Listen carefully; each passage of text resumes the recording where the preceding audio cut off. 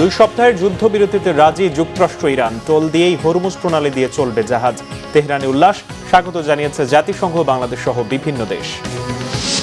Petrol পাম্পগুলোতে আজও দীর্ঘ line. যুদ্ধবিরতির খবরে সরবরাহ সংকট অবসানের আশাবাদ। জ্বালানি সংকটের জন্য আওয়ামী লীগ সরকারকে দোষারোপ অর্থ উপদেষ্টার। নিষিদ্ধই থাকছে আওয়ামী লীগের কার্যক্রম। সন্ত্রাস বিরোধী জুলাই গণ অভ্যুত্থান সুরক্ষা ও দায় মুক্তি আর জাতির পিতার পরিবারের সদস্যদের নিরাপত্তা রহিতকরণ বিল সংসদে পাস। বাংলাদেশ ভারত পররাষ্ট্রমন্ত্রীর মধ্যে বৈঠক। হাদির হত্যাকারীদের ফেরত দিতে রাজি দিল্লি। শেখ হাসিনাকেও ফেরত চায় ঢাকা। 24 ঘন্টায় হামে 10 শিশুর মৃত্যু। কমছেই না প্রকোপ। হাম প্রতিরোধে সরকারের সর্বোচ্চ প্রস্তুতি রয়েছে, জানিয়েছেন স্বাস্থ্য প্রতিমন্ত্রী। দেখছিলেন ক্রাউনসম্যান সংবাদ শিরোনাম। শর্ত সাপেক্ষে 2 সপ্তাহের যুদ্ধবিরতিতে রাজি হয়েছে যুক্তরাষ্ট্র এবং ইরান। দীর্ঘস্থায়ী শান্তি প্রতিষ্ঠার উদ্দেশ্যে আগামী শুক্রবার পাকিস্তানের মধ্যস্থতায় বৈঠকে বসবে দুদেশ। যুদ্ধবিরতি শর্ত অনুযায়ী হরমুজ প্রণালী আগামী 2 সপ্তাহের জন্য পুরোপুরি খুলে দিলেও আন্তর্জাতিক জাহাজগুলো থেকে টোল আদায় করবে ইরান ও ওমান।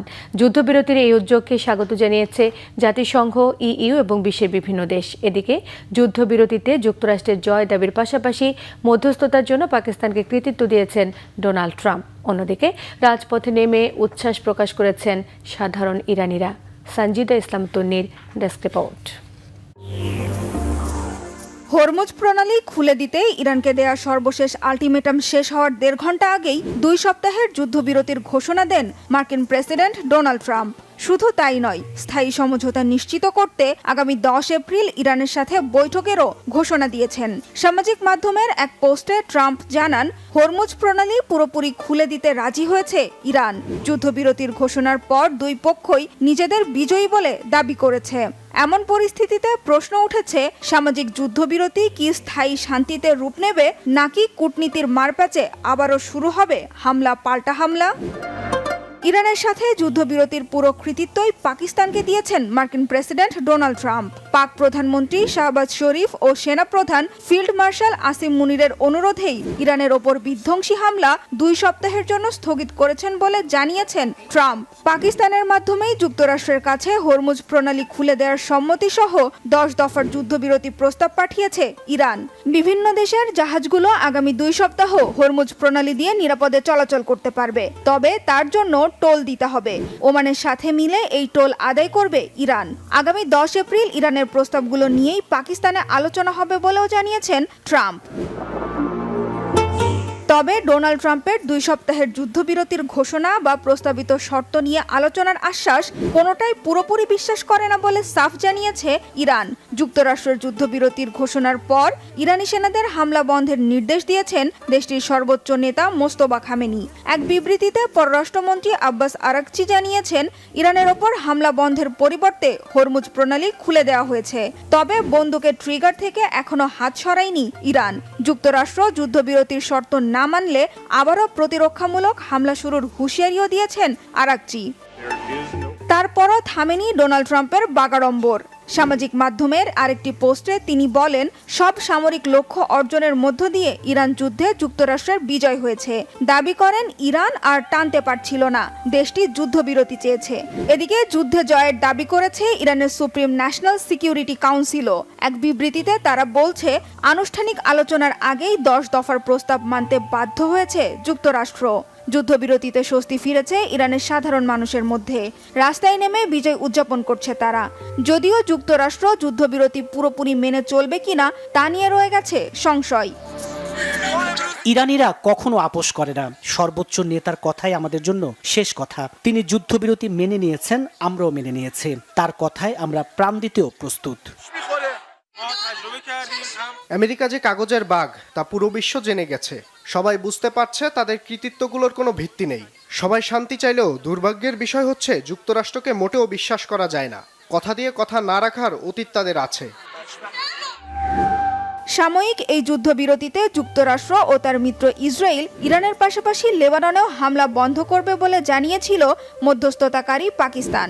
তবে তা মানতে নারাজ ইসরায়েল। প্রধানমন্ত্রী বেনিয়ামিন নেতানিয়াহুর অফিস থেকে প্রকাশিত এক বিবৃতিতে জানানো হয়, মার্কিন প্রেসিডেন্ট ডোনাল্ড ট্রাম্পের ইরানের সাথে যুদ্ধবিরতির ঘোষণাকে সমর্থন দিলেও লেবানন এই যুদ্ধবিরতির বাইরেই থাকবে। তবে 2 সপ্তাহের যুদ্ধবিরতিতে রাজি হিজবুল্লাহ। ইরানের 10 দফা প্রস্তাবের মধ্যেও লেবাননের ফ্রন্টলাইনে যুদ্ধ বন্ধের শর্ত রয়েছে। এদিকে যুক্তরাষ্ট্র ও ইরানের যুদ্ধবিরতির ঘোষণাকে স্বাগত জানিয়েছে জাতিসংঘ, ইউরোপীয় ইউনিয়ন ও বিভিন্ন দেশ। ইরানের মিত্র রাশিয়ার দাবি, যুদ্ধে যুক্তরাষ্ট্র ও ইসরায়েলের শোচনীয় পরাজয় ঘটেছে। এটাকে ইসরায়েলের জন্য একটি রাজনৈতিক বিপর্যয় আখ্যায়িত করে এক্ষেত্রে নেতানিয়াহু ব্যর্থ হয়েছেন বলে মন্তব্য করেছেন দেশটির বিরোধী দলীয় নেতা ইয়ার লাপিদ। অন্যদিকে যুদ্ধবিরতির ঘোষণায় স্বাভাবিক হতে শুরু করেছে বিশ্ববাজার। বৈশ্বিক জ্বালানি তেলের দাম কমেছে প্রায় 15%। দর উঠতে শুরু করেছে আন্তর্জাতিক পুঁজিবাজারেও। সানজিদা ইসলাম তন্নি, বাংলা ভিশন, নিউজ ডেস্ক। এদিকে মধ্যপ্রাচ্যে ইরান ও যুক্তরাষ্ট্র ইসরায়েলের মধ্যকার সংঘাতে অস্থায়ী যুদ্ধবিরতিকে স্বাগত জানিয়ে বিবৃতি দিয়েছে বাংলাদেশের পররাষ্ট্র মন্ত্রণালয়। সকল বিরোধ সংলাপ ও কূটনীতির মাধ্যমে শান্তিপূর্ণভাবে সমাধান করা যেতে পারে এবং করা উচিত বলে বিবৃতিতে উল্লেখ করা হয়েছে। একই সাথে যুদ্ধবিরতির প্রতি সংশ্লিষ্ট সব পক্ষই সম্মান দেখাবে এমন প্রত্যাশা ব্যক্ত করেছে ঢাকা। একটি জোরালো ও স্থায়ী সমাধানের বিষয়ে গঠনমূলক কাজ করার এবং পুরো অঞ্চলে স্থায়ী শান্তি ও স্থিতিশীলতা ফিরিয়ে আনতে এই সুযোগ কাজে লাগানোর আহ্বানও জানিয়েছে ঢাকা।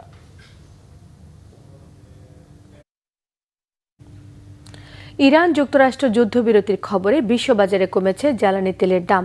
এতে বাংলাদেশের সরবরাহ সংকট কাটতে শুরু করবে বলে আশা সংশ্লিষ্টদের।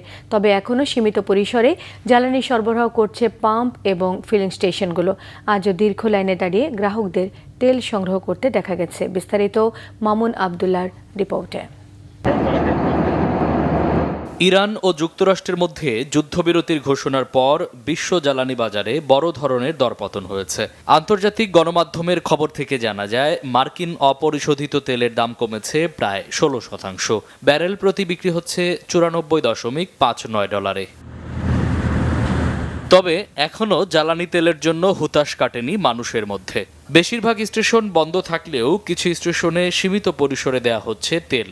এসব স্টেশনে গেল 1 মাসের ধারাবাহিকতায় আজও দেখা যায় যানবাহনের দীর্ঘ লাইন। ভোগান্তির কথা তুলে ধরেন ভোক্তারা। তেলের যে এটা দুর্ভোগ, এটা আসলে কি আমাদের তৈরি না আসলে কি বাস্তবতায় এরকম? আমি তো যতদূর জানি যে আমাদের অকটেনার পেট্রোলটা আমাদের বাংলাদেশে এটা রিফাইন করা। জীবনে যা করা না লাগছে তা এখন করা লাগে। জীবনে সবচেয়ে বড় ভোগান্তি এটা। আমি যে একবার 3 ঘন্টা 10টা বাজে আসছি আর অলমোস্ট 12টা বাজে পাচ্ছি তেল। তো আমি কি চাবো যে আবার আমি লাইন দাঁড়াইতে? বাংলাদেশ তো সিন্ডিকেট, সব কিছুতেই সিন্ডিকেট। এখন তারপরেও তেলের দামটা যে এখনো বাড়েনি, এটা সরকার প্রশংসার দাবিদার রাখে। আমরা তো ঘুরতে আছি জায়গায় জায়গায় তেলের জন্য, কোনো জায়গায় তো তেল পাইতেছি না। এখন 500 টাকার তেল দিলে একদিন কভার হয় না, 2 দিনও যায় না। স্টেশনে প্রভাব খাটিয়ে অতিরিক্ত তেল নেয়ার অভিযোগও করেন অনেকে। এই পর্যন্ত আসলাম, এখন বাজে 12টা 11। হ্যাঁ, এখন সংসদের গাড়ি আসছে বললে, তার কাছে জিজ্ঞাসা করলাম, ভাই আমরা তো 5টা দিয়ে দাঁড়া আছি। সে বললো সিরিয়াল লাগে না। সেটা ওই ওনাকে বলেন, আমি তো কিছু করতে পারতেছি না, মানে ম্যানেজমেন্টের লোক আছে। এখন সংসদ সদস্য দেশের একটা গুরুত্বপূর্ণ ব্যক্তি, সেক্ষেত্রে আমরা এটাকে বিবেচনা করে ঢুকাই দিয়েছি, আমরা মানা করে দিতাম। ওনার সাথে অনেক তর্ক বিতর্ক হয়েছে ভিতরে আমার পাম্পে। পাম্পের লাইন কমানো এবং মজুতদারি নিয়ন্ত্রণে ফুয়েল পাস চালুর পরামর্শ ভোক্তা ও পেট্রোল পাম্প কর্তৃপক্ষের। মামুন আবদুল্লাহ, বাংলা ভিশন, ঢাকা। এদিকে প্রধানমন্ত্রী তারেক রহমানের অর্থ উপদেষ্টা ডক্টর রাশেদ আল মাহমুদ তিতুমির বলেছেন, বিগত সরকারের সময়ে জ্বালানি নিরাপত্তা নিয়ে আলোচনা হয়েছে, মাস্টার প্ল্যান হয়েছে, কিন্তু আদতে তার বাস্তবায়ন হয়নি। জ্বালানি সংকট মোকাবিলায় জনগণকে সাশ্রয়ী হওয়ার আহ্বান জানিয়েছেন তিনি। বিস্তারিত সৈকত সাদিকের প্রতিবেদনে।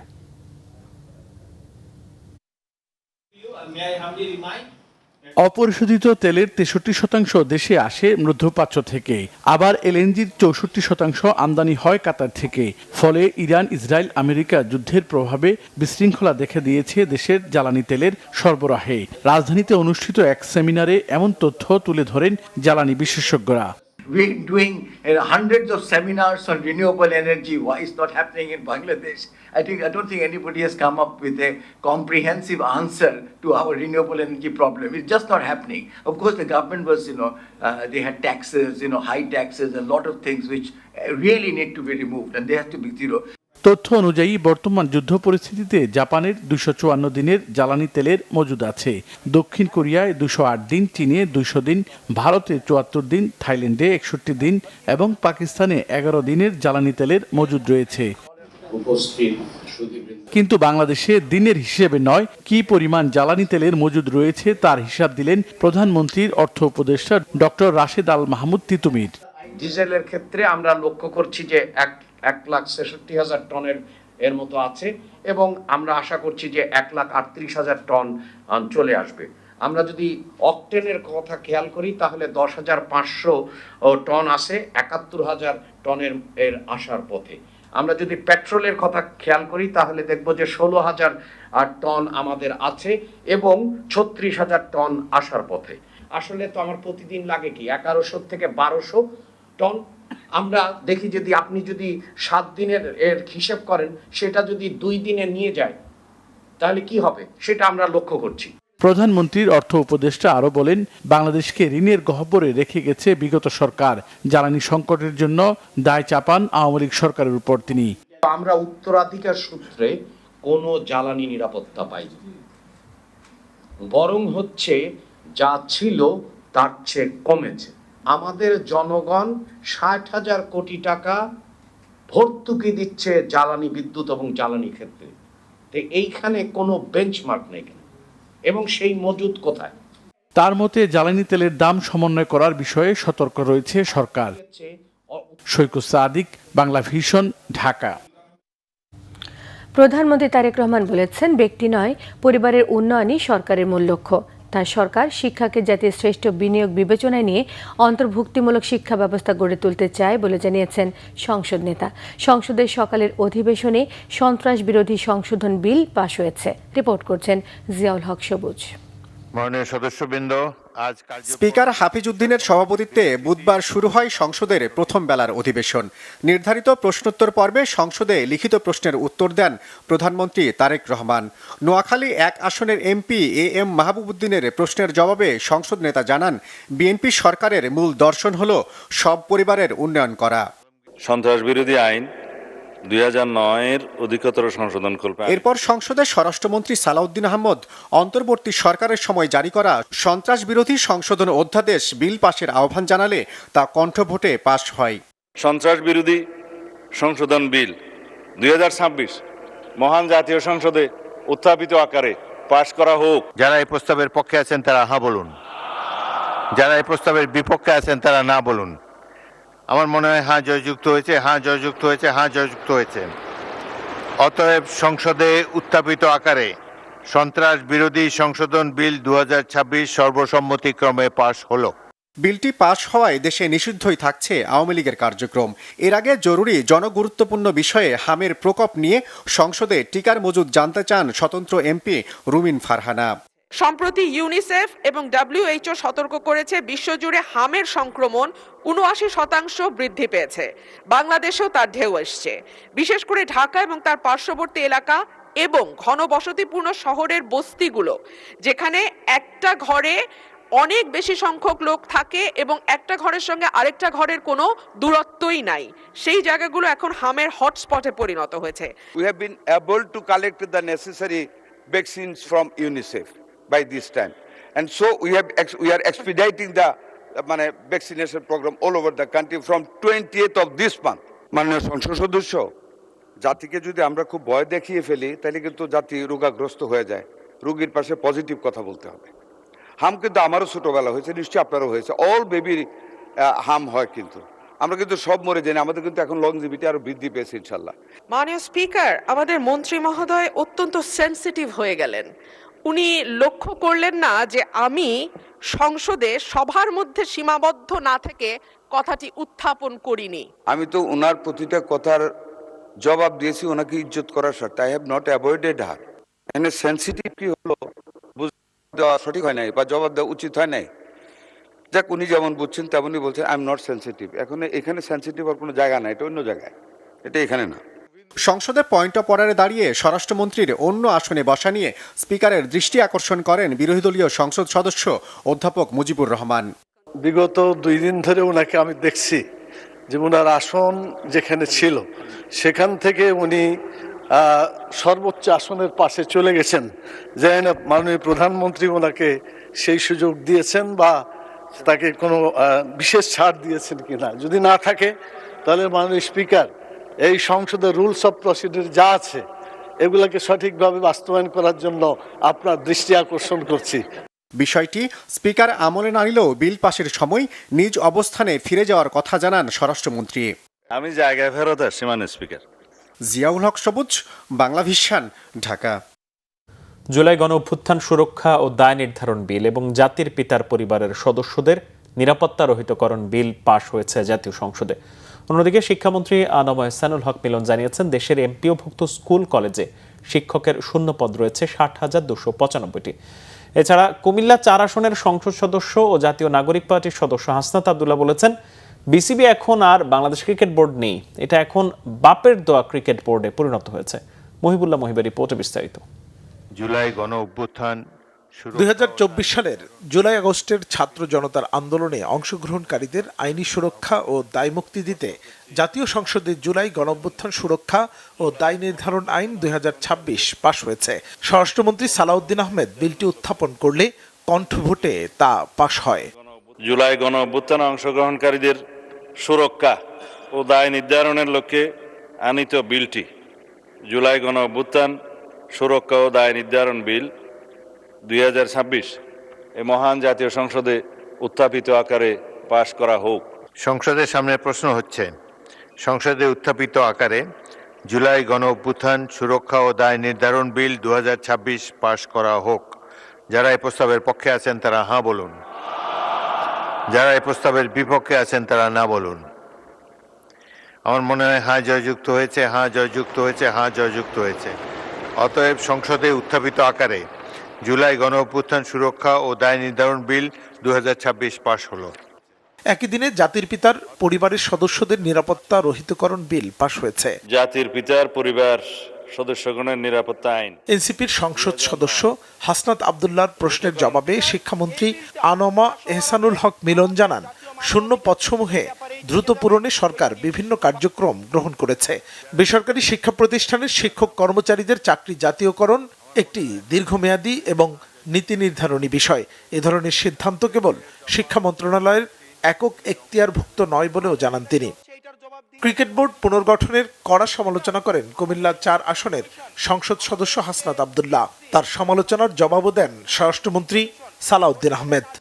ইতিমধ্যে বাংলাদেশ ব্যাংকে যেভাবে দখল করা হয়েছে, যেভাবে বিসিবিকে যেভাবে এখন আর বাংলাদেশ ক্রিকেট বোর্ড এটা নাই, এটা হয়ে গেছে হচ্ছে বাপের দোয়া ক্রিকেট বোর্ডে পরিণত হয়েছে।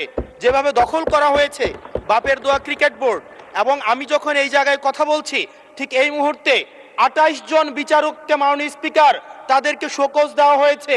তাদের ব্যক্তিগত তাদের চ্যাট গ্রুপে তারা হচ্ছে তাদের মতামত প্রকাশ করার কারণে বিচারকদের হচ্ছে মাননীয় স্পিকার শোকজ দেওয়া হয়েছে। ক্রিকেট বোর্ডের অ্যাডহক কমিটিটা করা হয়েছে।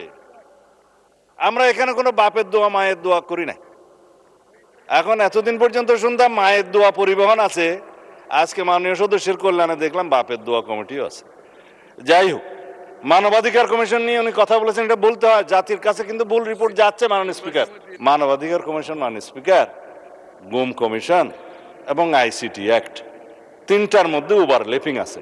আইনমন্ত্রী পরিষ্কার করে কয়েকদিন আগে বলেছে, আমরা একটা স্বাধীন মানবাধিকার কমিশন করতে চাই যার সাথে মিল থাকবে গুম আইনের। সকাল 10:30টায় স্পিকার হাফিজউদ্দিন আহমেদের সভাপতিত্বে সংসদের অধিবেশন শুরু হয়। মহিবুল্লাহ মহিব, বাংলা ভিশন, ঢাকা। প্রধানমন্ত্রী তারেক রহমানের সঙ্গে সৌজন্য সাক্ষাৎ করেছেন বিমান বাহিনী প্রধান air chief marshal Hasan Mahmud Khan. বুধবার সকালে সংসদ সচিবালয়ে প্রধানমন্ত্রীর কার্যালয়ে প্রধানমন্ত্রী তারেক রহমানের সঙ্গে সাক্ষাৎ করেন বিমান বাহিনী প্রধান। সাক্ষাতে দেশের আকাশসীমার সার্বিক নিরাপত্তা, জাতীয় প্রতিরক্ষা ব্যবস্থা শক্তিশালী করা, দুর্যোগ মোকাবেলায় জনসেবামূলক কাজ অব্যাহত রাখা সহ বিভিন্ন গুরুত্বপূর্ণ বিষয় নিয়ে আলোচনা হয়েছে। এই সময় প্রধানমন্ত্রী তারেক রহমান দেশের সার্বভৌমত্ব রক্ষায় বিমান বাহিনীকে সর্বোচ্চ প্রস্তুত থাকার নির্দেশনা দেন।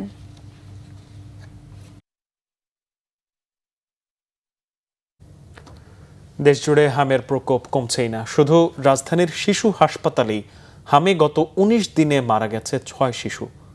গুরুতরদের চিকিৎসা দেওয়া হচ্ছে আইসিইউতে। স্বাস্থ্য অধিদপ্তর জানিয়েছে সবশেষ ২৪ ঘন্টায় ১০ শিশুর মৃত্যু হয়েছে।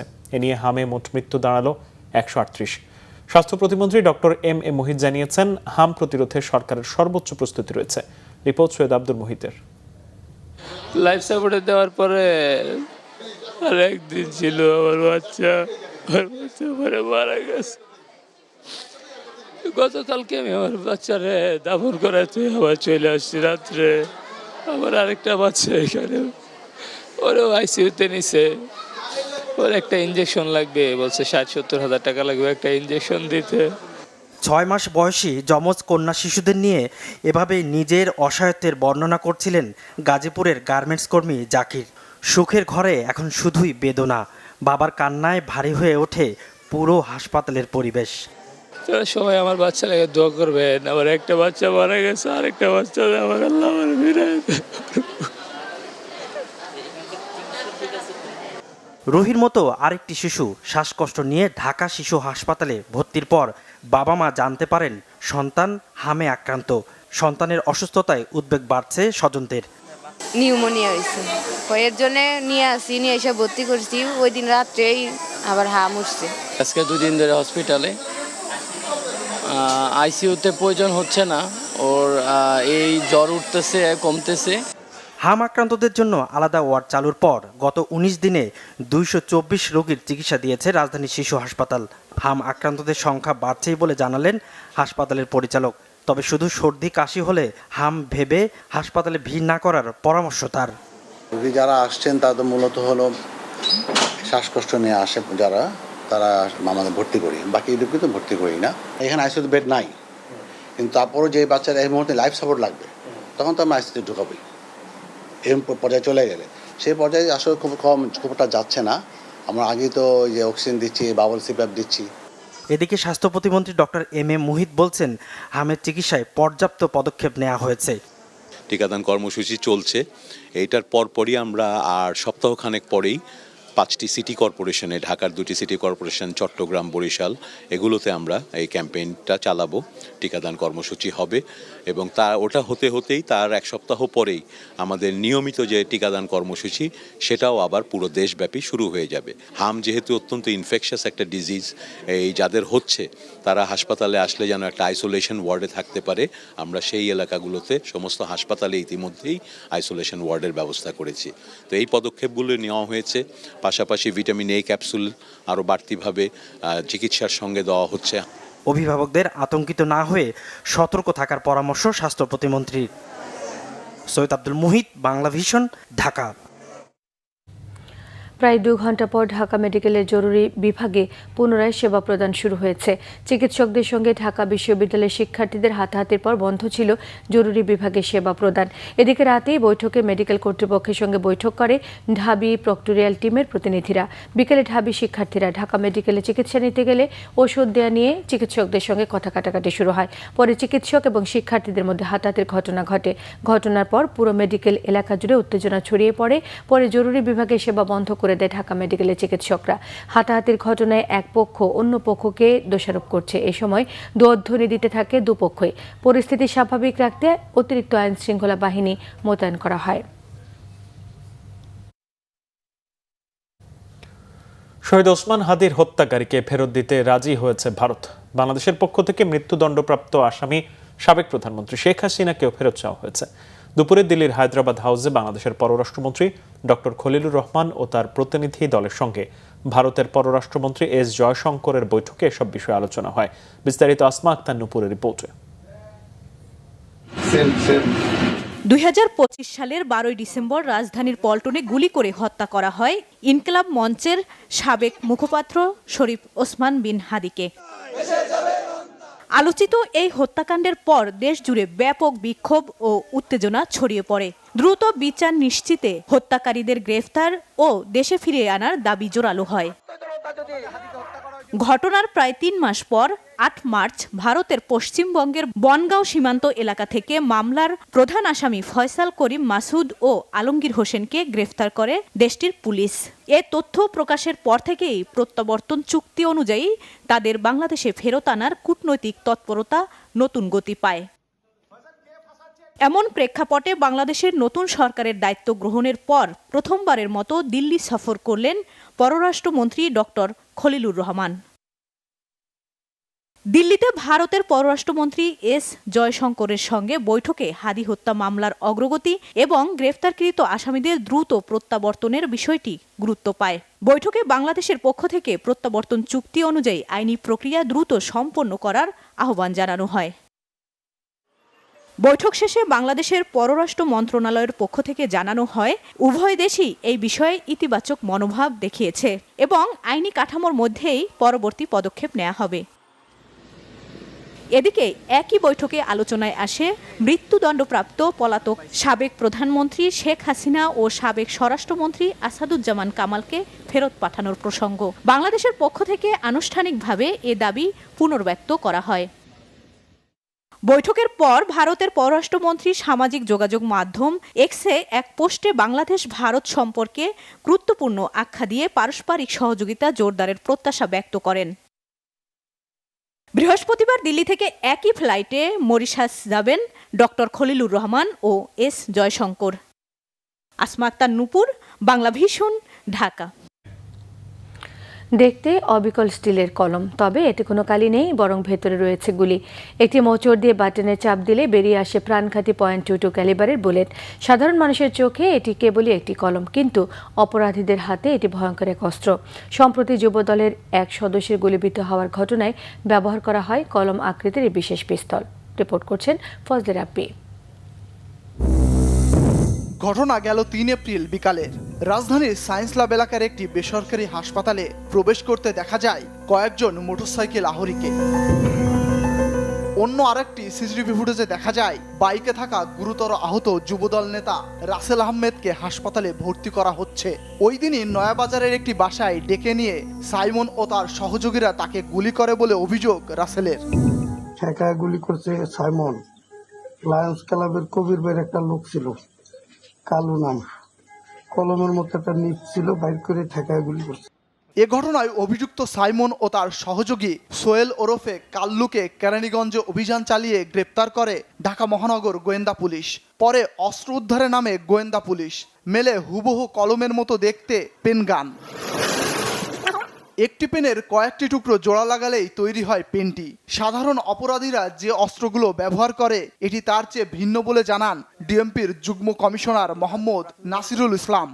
এই ধরনের অস্ত্রের ব্যবহার অপরাধীরা যে করেছে এটা এর আগে এই সংক্রান্ত আমরা কোনো অভিযোগ বা মামলা পাইনি, যার কারণে এটার ফরেনসিক করাতে হবে। ফরেনসিক করে এটার মরণঘাতির ব্যাপারে যেটা জানতে চাইলেন, যেটার কার্যকারিতা কতটুকু এবং এটা কতটুকু ডিস্টেন্স থেকে করলে কিভাবে কি হয়, এটার যে বোর ব্যারেল বিভিন্ন যে এক্সপ্লেনেশন আছে প্রত্যেকটি জিনিস সম্পর্কে আমরা ফরেনসিক বিশেষজ্ঞ মতামতের জন্য আমরা প্রেরণ করব মর্মে তদন্তের এক পর্যায়ে আমরা সিদ্ধান্ত গ্রহণ করেছি। পুলিশ জানায় এর আগে ঢাকায় এই ধরনের অস্ত্র ব্যবহারের কোনো রেকর্ড নেই। এটি কিভাবে দেশে এলো, কারা এর কারিগর বা পাচারকারী তা খুঁজে বের করতে কাজ করছে গোয়েন্দা পুলিশ। যে অস্ত্রটি সম্পূর্ণরূপে একটি স্বতন্ত্র অস্ত্র, মানে ইউনিক অস্ত্র, এই ধরনের অস্ত্র এর আগে অপরাধীরা অপরাধ কার্যক্রমে ব্যবহার করেছে মর্মে আমাদের কাছে আগে এ ধরনের তথ্য ছিল না। এটি আমরা এবং এ ধরনের কোনো মামলা আমরা এর আগে পাইনি, তা যার কারণে এটার প্রতি আমাদের আগ্রহটা আরও বেশি ছিল। বেশি থাকার একটা পর্যায়ে আমরা তখন এই অস্ত্রের উৎস কোথা থেকে এবং কিভাবে অস্ত্র সংগ্রহ করেছে এই সমস্ত বিষয়ে আমরা ব্যাপকভাবে এটার উপরে কাজ করছি। জব্দ করা অস্ত্রটিতে কোনো কোম্পানির লোগো নেই, ফলে এর উৎস খুঁজে বের করা কঠিন বলে মনে করছে গোয়েন্দা পুলিশ।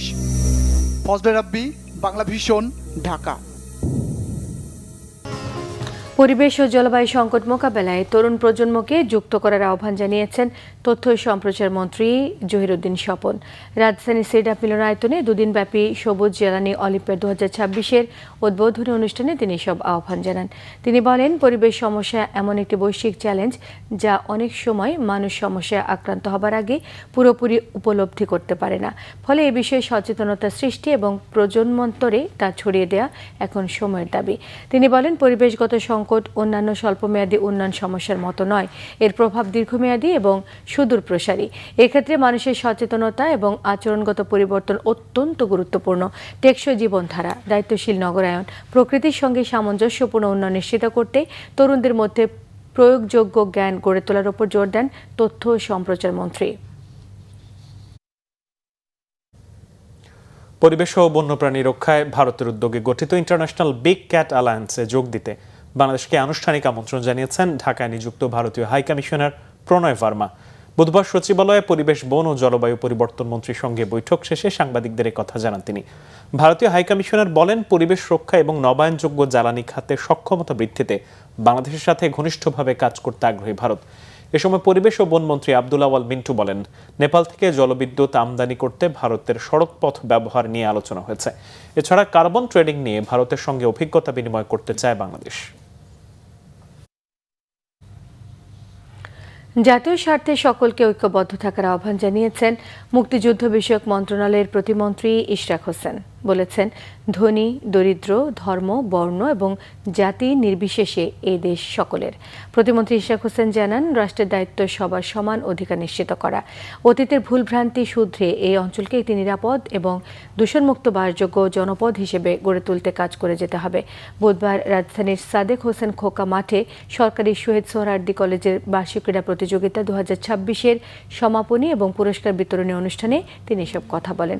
সোহরাওয়ার্দী কলেজের বিভিন্ন সমস্যার কথা উল্লেখ করে ইশরাক হোসেন বলেন, এর আগে জনসভায় কলেজের উন্নয়নের যে প্রতিশ্রুতি দিয়েছিলেন তা রক্ষায় তিনি বদ্ধপরিকর। কলেজের শিক্ষা কার্যক্রমের উন্নয়ন, শিক্ষার্থীদের আবাসন সংকট নিরসনে সরকারের উচ্চ মহলে জোরালো ভূমিকা রাখার আশ্বাস দিয়েছেন ইশরাক হোসেন।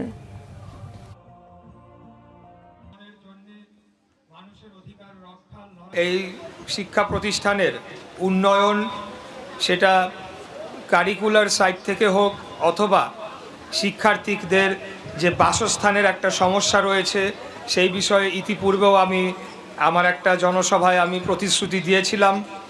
আমি আপনাদের কথা দিচ্ছি যে সরকারের সর্বোচ্চ মহলে এই শিক্ষা প্রতিষ্ঠানটিকে আরও উচ্চতর জায়গায় নিয়ে যাওয়ার জন্যে যা যা প্রয়োজনীয় আমার পক্ষ থেকে আমি জোরালো সর্বোচ্চ ভূমিকা রাখবো ইনশাল্লাহ, এবং এটা আমরা করেও ছাড়বো ইনশাল্লাহ।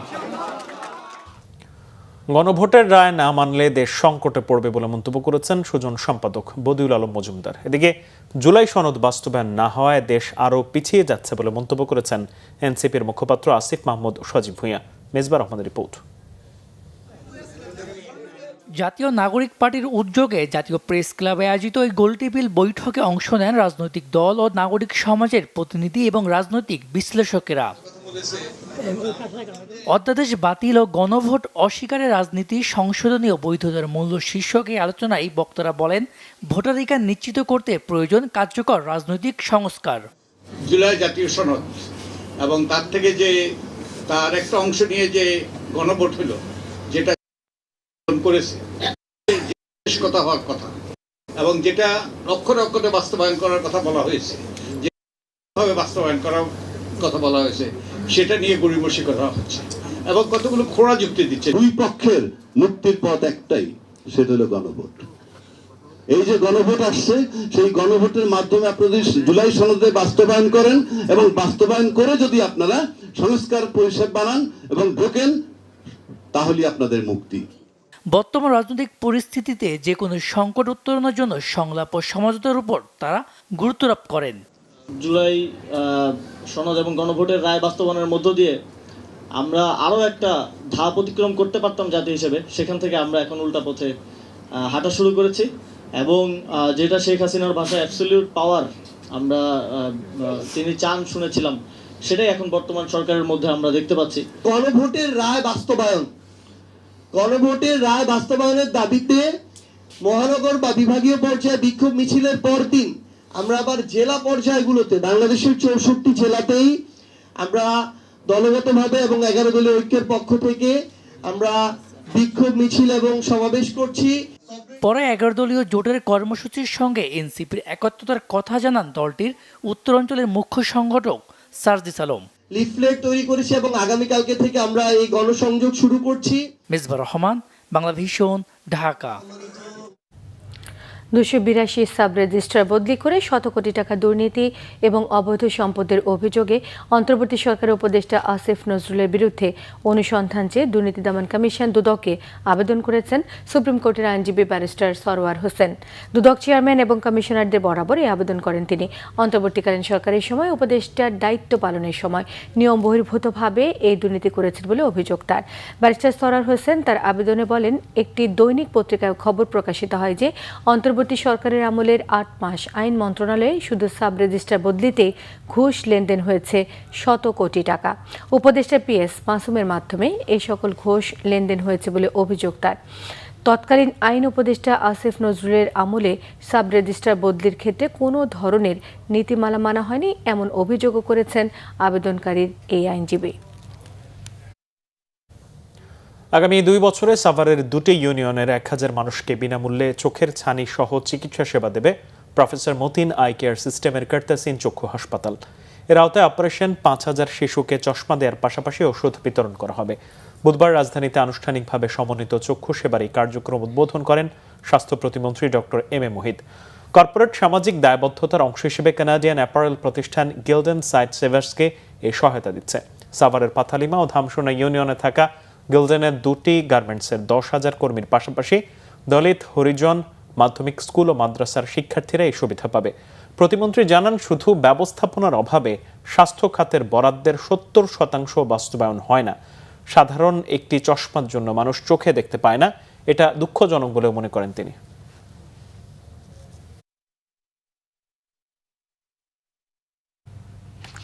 বাংলাদেশ সরকারি কর্ম কমিশনের 54তম প্রতিষ্ঠা বার্ষিকী উদযাপিত হয়েছে।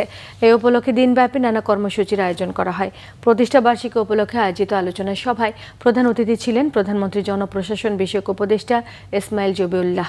বিশেষ অতিথি হিসেবে ছিলেন জনপ্রশাসন মন্ত্রণালয়ের সিনিয়র সচিব এহসানুল হক। ইসমাইল জবিউল্লাহ জানান, একটি বিশেষ পরীক্ষার সম্পূর্ণ প্রক্রিয়া 1 বছরের মধ্যে সম্পন্ন করা প্রয়োজন। নিয়োগ প্রক্রিয়াকে আরও আধুনিক, সময় উপযোগী করার মধ্য দিয়ে মেধাবী তরুণদের দ্রুত রাষ্ট্রীয় সেবায় সম্পৃক্ত করার উপর গুরুত্ব আরোপ করেছেন তিনি। কমিশনের বর্তমান দায়িত্বকালীন সময়ে কোনো প্রশ্ন ফাঁসের ঘটনা না ঘটায় সন্তোষ প্রকাশ করেছেন তিনি। অনুষ্ঠানে সভাপতিত্ব করেন পিএসসির চেয়ারম্যান অধ্যাপক ডক্টর মোবাশ্বের মোনেম।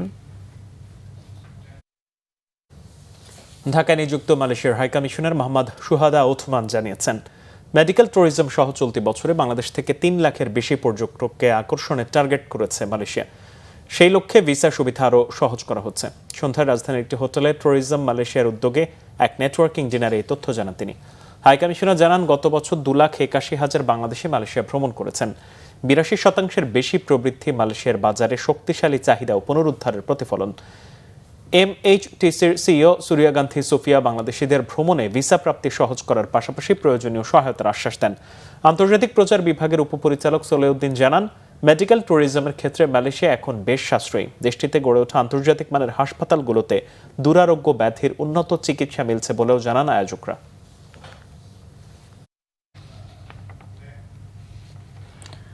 আরও কিছু খবর নিয়ে এখন থাকছে ডেস্ক রিপোর্ট। আকিজ হাউসে এক বিশেষ ইভেন্টের মাধ্যমে Akij food and beverage limited AFBL এর জনপ্রিয় ব্র্যান্ড ক্লেমন নতুন রূপে ক্লিয়ারলি বাংলাদেশি ক্যাম্পেইন লঞ্চ করে। ক্যাম্পেইনটির উদ্বোধন করেন AFBL এর chief executive officer Syed Zahurul Alam. এই ইভেন্টে বাংলাদেশের গৌরবময় ঐতিহ্যকে তুলে ধরার পাশাপাশি এখন থেকে ক্লেমন বোতলের QR কোড স্ক্যান করেই দর্শকরা ডিজিটাল প্ল্যাটফর্মে পুরো বাংলাদেশ এক্সপ্লোর করতে পারবেন বলে জানানো হয়। এই ইন্টারঅ্যাক্টিভ অভিজ্ঞতার মাধ্যমে ক্লেমন কেবল একটি ব্র্যান্ড হিসেবে নয়, বরং দর্শকদের জন্য নিজ দেশ ঘুরে দেখার এক ডিজিটাল দরজা খুলে দিয়েছে। বিশ্ব স্বাস্থ্য দিবস উপলক্ষে রাজধানীর ধানমন্ডিতে আজ এক সেমিনারে বক্তারা মাদক প্রতিরোধে প্রথাগত পদ্ধতির পরিবর্তে বৈজ্ঞানিক ও প্রমাণভিত্তিক কৌশল অবলম্বনের আহ্বান জানিয়েছেন। ঢাকা আহসানিয়া মিশন মিলনায়তনে অনুষ্ঠানে প্রধান অতিথি হিসেবে ভার্চুয়ালি যুক্ত ছিলেন যুব ও ক্রীড়া প্রতিমন্ত্রী মোহাম্মদ আমিনুল হক। অধ্যাপক ডাক্তার এম এ মোহিত কামালের সভাপতিত্বে অনুষ্ঠানে বিশেষ অতিথি ছিলেন মিশনের সভাপতি প্রফেসর ডক্টর গোলাম রহমান, মাদক দ্রব্য নিয়ন্ত্রণ অধিদপ্তরের অতিরিক্ত মহাপরিচালক মোহাম্মদ গোলাম আজম ও ঢাকা আহসানিয়া মিশন স্বাস্থ্য ও ওয়াশ সেক্টরের পরিচালক ইকবাল মাসুদ। চট্টগ্রাম মহানগরীর আইন শৃঙ্খলা পরিস্থিতি আরও জোরদার করতে পাঁচলাইশ থানা এলাকায় স্থাপন করা হয়েছে আধুনিক close circuit camera CCTV network. Panchlaish থানায় আয়োজিত এক অনুষ্ঠানে এসব সিসিটিভি ক্যামেরার উদ্বোধন করেন চট্টগ্রাম মেট্রোপলিটন পুলিশের কমিশনার হাসান মোহাম্মদ শওকত আলী। অনুষ্ঠানে সিএমপির ঊর্ধ্বতন পুলিশ কর্মকর্তারাও উপস্থিত ছিলেন। নারায়ণগঞ্জের সাজালের কান্দির বাসিন্দা নয়ন হত্যাকাণ্ডের 4 বছর পর মূল আসামি কামাল হোসেনকে গতরাতে নারায়ণগঞ্জ ডিএন রোড থেকে গ্রেফতার করা হয়েছে। পিবিআই প্রধান অ্যাডিশনাল আইজিপি মোহাম্মদ মোস্তফা কামালের তত্ত্বাবধান ও দিক নির্দেশনায় এবং পিবিআই নারায়ণগঞ্জ জেলার unit incharge police super Mohammad Mostafa Kamal রাশেদের প্রত্যক্ষ ও সার্বিক সহযোগিতায় পুলিশ পরিদর্শক মোহাম্মদ আব্দুল বাতেন মিয়ার নেতৃত্বে পিবিআই নারায়ণগঞ্জ জেলার আভিযানিক টিম তথ্য প্রযুক্তি ও গোয়েন্দা তথ্যের ভিত্তিতে আসামি কামালকে গ্রেফতার করে। Bangla vision news desk. ক্লাবগুলোর সঙ্গে আলোচনা করে দ্রুতই ঢাকা প্রিমিয়ার লিগ ক্রিকেট মাঠে গড়ানোর উদ্যোগ নিচ্ছে বিসিবির অ্যাডহক কমিটি। বিদ্যুৎ সাশ্রয়ে বাংলাদেশ নিউজিল্যান্ড হোম সিরিজের সময়সূচিতে রদবদল আনা হয়েছে। তামিম ইকবালের সভাপতিত্বে আহ্বায়ক কমিটির প্রথম সভায় বাড়ানো হয়েছে নারী ক্রিকেটারদের সম্মানী। রিপোর্ট করছেন মানিক মাহমুদ। গত বছর 6 অক্টোবর হয়েছিল বাংলাদেশ ক্রিকেট বোর্ডের সর্বশেষ নির্বাচন, কিন্তু প্রশ্নবিদ্ধ সেই নির্বাচনের তদন্ত রিপোর্টে অনিয়ম এবং ক্ষমতার অপপ্রয়োগের প্রমাণ পায় জাতীয় ক্রীড়া পরিষদ। ভেঙে দেয় আমিনুল ইসলাম বুলবুলের কার্যনির্বাহী পরিষদ। তামিম ইকবালের নেতৃত্বে 11 সদস্যের অ্যাডহক কমিটি গঠন করে দেয় এনএসসি। মঙ্গলবার নতুন কমিটির পরিচিত পর্বের পর বুধবার সন্ধ্যায় হয় প্রথম আনুষ্ঠানিক সভা। স্ট্যান্ডিং কমিটি গঠন, প্রিমিয়ার লিগ শুরু করা সহ বেশ কয়েকটি গুরুত্বপূর্ণ বিষয় আলোচনা হয় বৈঠকে। অর্থ, টুর্নামেন্ট সহ বিভিন্ন স্ট্যান্ডিং কমিটিতে কেউ কেউ পেয়েছেন 2টি করে দায়িত্ব। ওয়ার্কিং এবং ফ্যাসিলিটিস কমিটি সামলাবেন সভাপতি তামিম। টুর্নামেন্ট কমিটির দায়িত্বে মিনহাজুল আবেদিন নান্নু। বাদ রাখা হয় ক্রিকেট অপারেশনস কমিটির দায়িত্ব। ক্রিকেট অপারেশনে আমরা কাউকে এখন নিয়োগ দিব না। কোনো কিছু যদি আসে, কোনো ইনকোয়ারি যদি আসে ক্রিকেট অপারেশন থেকে, ওটা আমরা বোর্ডে বসে ডিসাইড করব। So Tamim Iqbal, which is me, will handle working committee and facilities. Fahim Sinha will look after GD, which is game development and BPL. Dhaka premier cricket লিগের অচলাবস্থা দূর করার চ্যালেঞ্জ নতুন বোর্ডের কাছে। আমরা ইমিডিয়েটলি প্রত্যেকটা টিমের সাথে বসবো প্রিমিয়ার লিগের, আর ওনাদের সাথে ডিসকাশন করে যত দ্রুত দল বদলের ডেট আমরা দিয়ে দিতে পারি আর খেলাটা মাঠে শুরু করে দিতে পারি, এটাই আমাদের টার্গেট। সভায় বাড়ানো হয় নারী ক্রিকেটারদের ম্যাচ ফি ও মাসিক বেতন। A category from now they will receive 65,000, B category they will receive 50,000, C category will receive 40,000. T20 ম্যাচের জন্য যেটা এখন পাবেন হলো 10,000 টাকা করে, ওয়ানডে ম্যাচের জন্য তারা পাবেন 15,000 টাকা করে। বৈশ্বিক জ্বালানির অস্থিতিশীলতায় বিদ্যুৎ সাশ্রয়ে সরকারি আহ্বানে সাড়া দিয়ে বাংলাদেশ নিউজিল্যান্ড সিরিজের ম্যাচের সময় পরিবর্তন আনছে বিসিবি। দুপুর 2টার ওয়ানডে সকালে এবং সন্ধ্যা 6টার টি20 ম্যাচ শুরু হবে দুপুরে। ওয়ানডে ম্যাচটা হয়তো বা 11টা বা 11:30 থেকে শুরু হতে পারে, টি20 ম্যাচ হয়তো বা 2টা বা 2:30 থেকে হতে পারে, বিকজ ইলেকট্রিসিটি নিয়ে যখন সরকার সবাইকে এনকারেজ করছে যেটা করতে, so we thought as cricket board and as cricketers and everyone যে we should also play our part. আগামী 17 এপ্রিল শুরু হবে বাংলাদেশ নিউজিল্যান্ড হোম সিরিজটি। Manik Mahmud, Bangla vision, Dhaka. Football 25 May ভারতের গোয়ায় শুরু হবে সাফ নারী ফুটবল টুর্নামেন্টের তারিখ ঘোষণা করেছে দক্ষিণ এশিয়ান ফুটবল ফেডারেশন, কিন্তু ভারতে এই টুর্নামেন্ট থেকে নাম প্রত্যাহার করেছে পাকিস্তান। রাজনৈতিক কারণে বর্তমানে ভারত ও পাকিস্তান কেউ অন্য দেশের মাটিতে কোনো খেলাধুলায় অংশ নিচ্ছে না। ক্রিকেটে এই দুই চিরশত্রু ভাবাপন্ন দেশের মধ্যে এই রাজনীতিটা বেশি প্রভাব রাখছিল, কিন্তু গত বছর থেকে অন্যান্য খেলাধুলায়ও দুই দেশের কেউই প্রতিপক্ষ দেশে কোনো দল পাঠাচ্ছে না। তবে 2016 সালে নারী সাফ ফুটবলেও দল পাঠায়নি পাকিস্তান। এবার তাদের অংশগ্রহণের সম্ভাবনা ছিল, কিন্তু ভারতে টুর্নামেন্ট হবে বলে টুর্নামেন্টে দল না পাঠানোর ঘোষণা দিয়েছে পাকিস্তান ফুটবল ফেডারেশন। পাকিস্তান না খেললেও বাংলাদেশের জন্য এবার সাফ নারী ফুটবল বিশেষ গুরুত্ব পাচ্ছে। 2022 ও 24 সালের চ্যাম্পিয়ন বাংলাদেশের জন্য এবার হ্যাট্রিক শিরোপা জয়ের চ্যালেঞ্জ। এর আগে সাফ নারী ফুটবল হয়েছে 7 বার, সেখানে প্রথম 5 আসরে চ্যাম্পিয়ন হয়েছে ভারতের মেয়েরা। কিন্তু গত 2 আসরে ভারতকে চ্যালেঞ্জ জানিয়ে শিরোপা জয় করেছে বাংলাদেশ। সংবাদ শেষ করব। ক্রাউন সিমেন্ট শিরোনামগুলো আরো একবার জানিয়ে দিই। 2 সপ্তাহের যুদ্ধবিরতিতে রাজি যুক্তরাষ্ট্র ইরান, টোল দিয়েই হরমুজ প্রণালী দিয়ে চলবে জাহাজ। তেহরানে উল্লাস, স্বাগত জানিয়েছে জাতিসংঘ এবং বাংলাদেশ সহ বিভিন্ন দেশ। পেট্রোল পাম্পগুলোতে আজও দীর্ঘ লাইন। যুদ্ধবিরতির খবরে সরবরাহ সংকট অবসানের আশাবাদ। জ্বালানি সংকটের জন্য আওয়ামী লীগ সরকারকে দোষারোপ অর্থ উপদেষ্টার।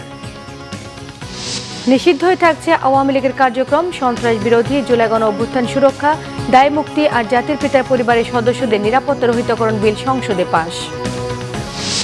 বাংলাদেশ ভারত পররাষ্ট্রমন্ত্রীর মধ্যে বৈঠক। হাদির হত্যাকারীকে ফেরত দিতে রাজি দিল্লি, শেখ হাসিনাকেও ফেরত চায় ঢাকা।